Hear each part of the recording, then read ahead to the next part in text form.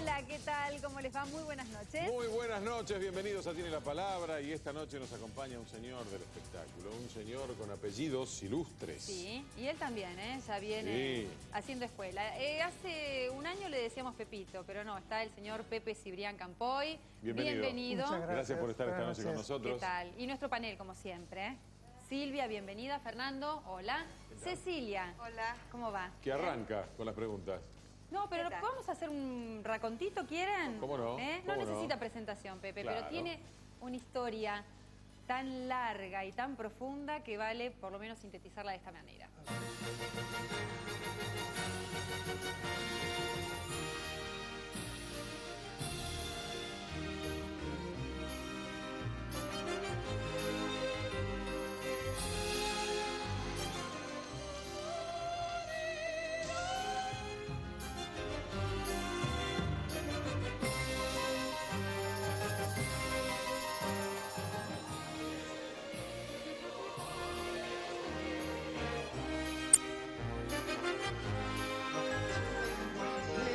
El castillo me quedo.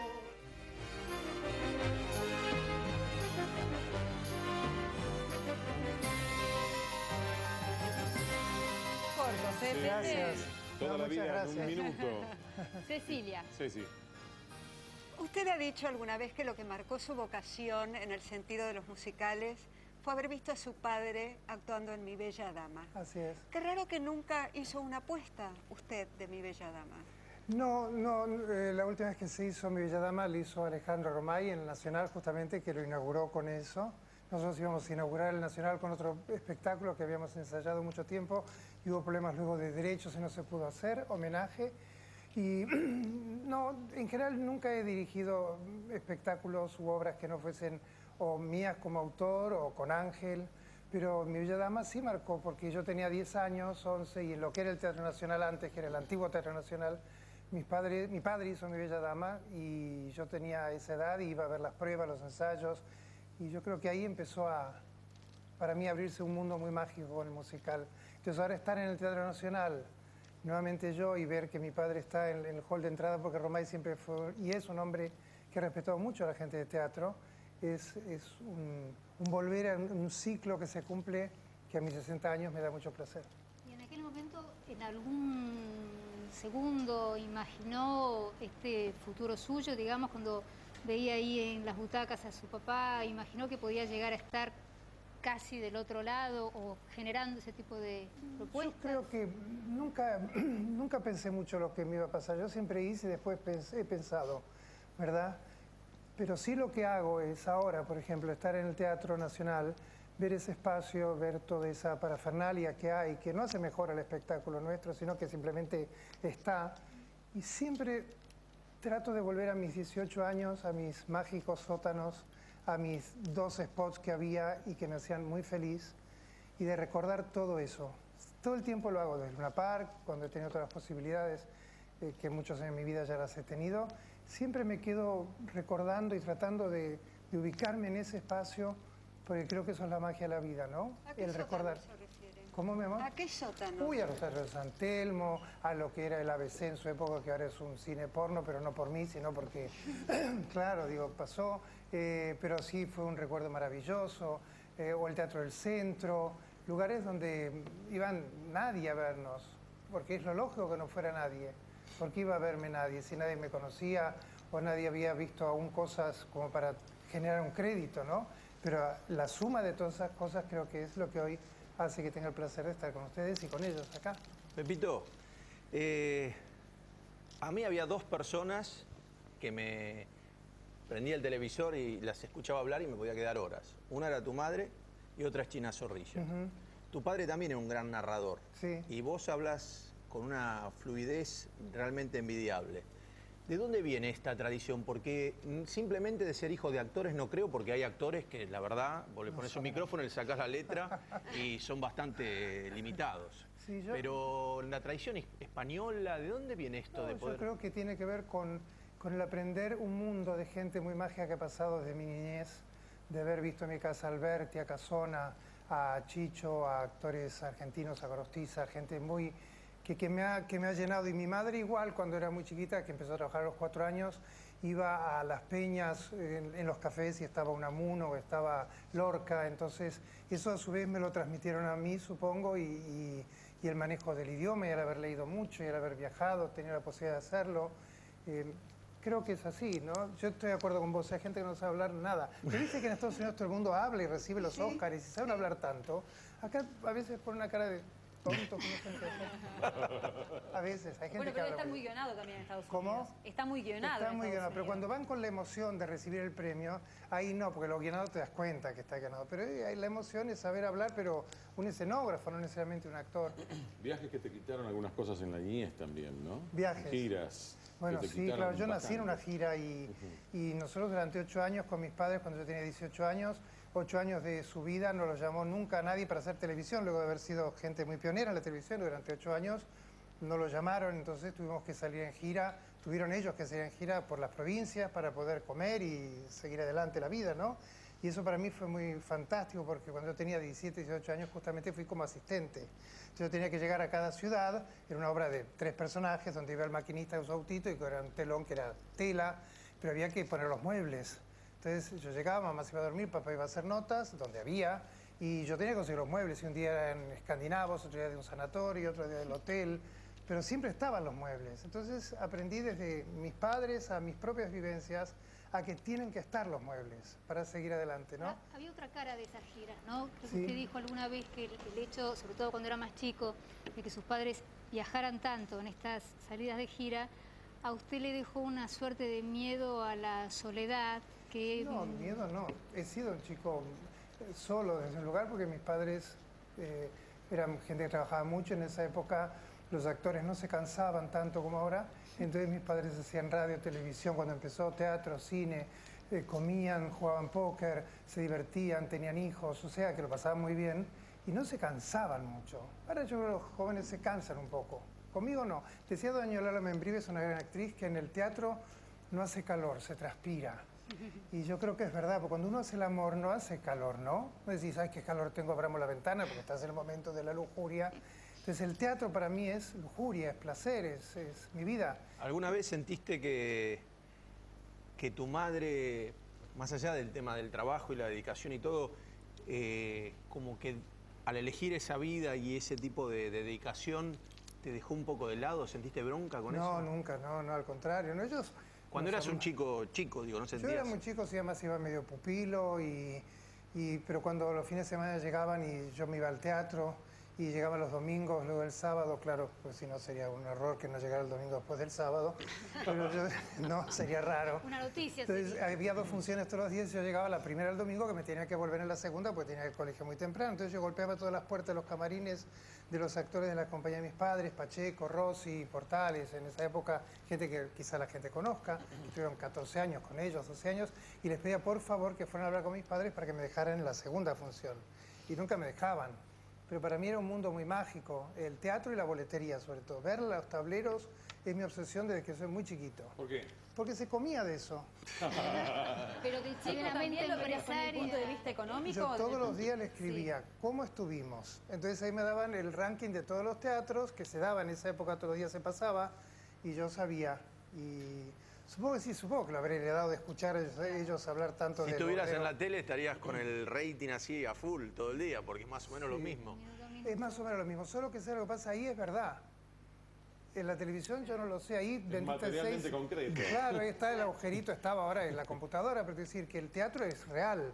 Vendiste 6, vendiste 6. A lo mejor la televisión también lo es, pero te quiero decir que el teatro era muy vital y entonces, como vuelvo a decirte, era el comer. Entonces yo caminaba y siempre que estreno ahora, cuando estamos haciendo Otelo y todo esto, para mí es una obsesión el Bordero, sinceramente, porque uno, más allá de hoy comer o más o menos, implica con que si viene gente me quieren, si viene gente yo existo, es un poco de inseguridad quizá en mí, pero el Bordero para el actor es algo muy, muy particular. Claro, porque hubo fracasos tremendos y no Sí. dejaste de existir, al contrario. No, lo que pasa es que, mira, Carlos Petit, que era un gran productor de teatro, un grande, cuando yo tendría 27 años, 28, y me iba muy mal desde que estrené, no iba nadie, por supuesto, estaban comiendo con mis padres y Nati Mistral, que eran muy amigos. Entonces yo llegué al restaurante que era el Guindado, ahí al lado del Polo. Entonces me acuerdo que llegué enojadísimo y le dije, no puede ser, estoy harto de fracasar y fracasar. Entonces Petit me dijo, no, Pepe, vos nunca fracasaste. Y le digo, ¿pero cómo no voy a fracasar? Me dice, no, porque para fracasar primero hay que tener éxito. Un sopapo. Y me pareció muy inteligente, ¿no? Porque para bajar hay que subir. Y hoy el mundo que vivimos, la televisión, estos programas que surgen, a la gente le enseña que pareciera que han triunfado y no han triunfado. Entonces luego lo viven como un fracaso, lo que no es un fracaso, porque nunca subieron en realidad. ¿Cómo te llevas con estas nuevas generaciones, ¿no? Yo con un punto de vista distinto desde el punto de vista artístico. Es decir, vos venís de una escuela de familia. Pero así lo hago yo. Y con una formación y una capacitación. Pero yo vivo en mi nube de mundo, no decir de qué, pero una nube. Y, quedó claro. Y allí formo a mis actores, genero una disciplina, una pasión. Y puedo vivir de eso, ¿entendés? Y puedo recibir afecto y puedo recibir reconocimiento. Y nos dieron en la trayectoria los premios ACE muy gentiles, Ángel y a mí, de 25 años juntos. Entonces, todo eso que uno va recibiendo, yo no tengo, por suerte, que hacer ciertas cosas. Y la televisión, salvo el programa de ustedes, en general mucho no miro. Porque cortame este pedacito que me lo llevo a casa. No, me encanta ver este tipo de programas. Espero no ver otro programa que diga lo mismo. Que diga, salvo este, No, por lo menos decís salvo este y tiene la palabra. Te voy a explicar por qué veo o vería este programa. Porque es sano, porque es alegre, porque tiene buen humor, porque claro que depende de quién está de este lado, pero depende también de ustedes. Entonces me parece que es como de otra época. Ustedes son un poco como de otra época también. Somos antiguos, ay Dios. No, somos de otra época, buena época. Es el tipo del diálogo. Exacto. Entonces puedo hablar. Esto es muy mágico y, bueno, perdón. ¿Qué hizo cuando estuvo afuera? En España, en México. Extrañar mucho. Pero hizo algo. Sí, trabajé en México 2 años, trabajé en España, pero siempre para mí, siempre he vuelto, y aun cuando me podía haber ido bien en México, sobre todo, que fui contratado a los 23 años y no soporté. Y cuando volví, mi padre me dijo, ¿para qué volver? Si no tenés nada acá. No tenía nada. Dije, no sé, porque supongo que este es mi lugar y así lo siento. Bueno, ahora tiene un paraíso, parece, ¿no? Tengo un lugar muy bello que he armado y cada ladrillo es parte de esos borderos, ¿no? Y que me da mucho placer y lo disfruto mucho en mi mundo. Hay una frase que es una frase hecha, lamentablemente, pero es bastante descriptiva, que tiene que ver con esto de ser o no profeta en su tierra. Ajá. Hablando de esto de viajes y de haber decidido en algún momento volver y hacer acá y demostrar que acá sí se podía hacer algunas cosas, ¿siente ahora que es profeta en su tierra, que tiene el reconocimiento que merece? Sí, lo siento absolutamente. Creo que es muy difícil ser nacional, es muy difícil. ¿Por qué? Porque somos un país muy foráneo. O sea, siempre lo de afuera, ya en el año 71 que escribí mi primera obra, hablaba sobre eso. Siempre lo de afuera es lo mejor, entre comillas. Pero la gente día a día está como amando más lo suyo, las tradiciones. Cuando uno viaja con sus giras por el norte del país y aprende que en esos lugares mágicos están sus colores, sus comidas, sus músicas, ¿verdad? Y nosotros a veces, otras partes del país, somos tan desapegados a eso. Ahora ¿no? va a ayudar bastante la crisis mundial, porque se está cayendo todo a pedazos y la gente dice, lo demás también se cae, porque creíamos que éramos solo nosotros. Lo que pasa es que llegan los actores de España, llegan otros actores y realmente no pueden creer la calidez de nuestra gente. No lo puede creer, Sacristán no puede creer, porque la gente allá va caminando por la calle y la gente ni mira, acá es de un afecto la gente, ¿no? Ni hablar cuando va a ver un espectáculo, pero ser nacional, insisto, es difícil. Por ejemplo, ahora se va a estrenar un musical, ¿no? Que no doy el nombre, no importa, pero muy grande y qué sé yo, y tomaron muchas pruebas. Y la actriz protagonista, luego muchas pruebas, la traen de afuera. Y a mí me parece terrible eso, porque si hay algo en nuestro país es mucho talento. Entonces yo creo que un productor, por supuesto, tiene el derecho a traer quien le dé la gana a priori. Entonces, que en otros países no te dejan ni siquiera a priori. Pero supongo y digo, bueno, yo llevo a Cecilia a ser la protagonista, pero no tomo pruebas. Pero acá tomaron muchas pruebas y no dijeron a nadie en nuestro país como que acá no hay gente talentosa para ser un protagónico. Y la hay. Lo digo porque es difícil aún para los argentinos. Están protagonizando en Italia y están Roger está en Inglaterra. Pero claro, por supuesto, además los llevan a España, los llevan a todas partes y lo que sobra en nuestro país es talento. Es un país... Entonces eso me duele mucho y eso tiene que ver con que pareciera que aguantamos que lo de afuera es lo mejor y no es así. ¿Y Pepe Cibrián afuera estaría mejor reconocido que acá? No, más. No, no más no, porque yo sé lo que pasa, me divierte, cuando hemos estrenado espectáculos fuera de nuestro país, a mí me divierte estrenar en Rosario, en Neuquén, en San Juan, porque me conocen, porque es como estar en casa, porque es en casa, no es como, porque conocen mi historia, la de mi familia, no tengo que explicar nada, tengo que dar pruebas porque puede no gustarles, pero yo nunca me he interesado a esta altura de mi vida ir a rendir pruebas a ver si me saludan o no afuera, no me trae nada. Pepito, contaste la maravilla que era para vos el teatro los fines de semana.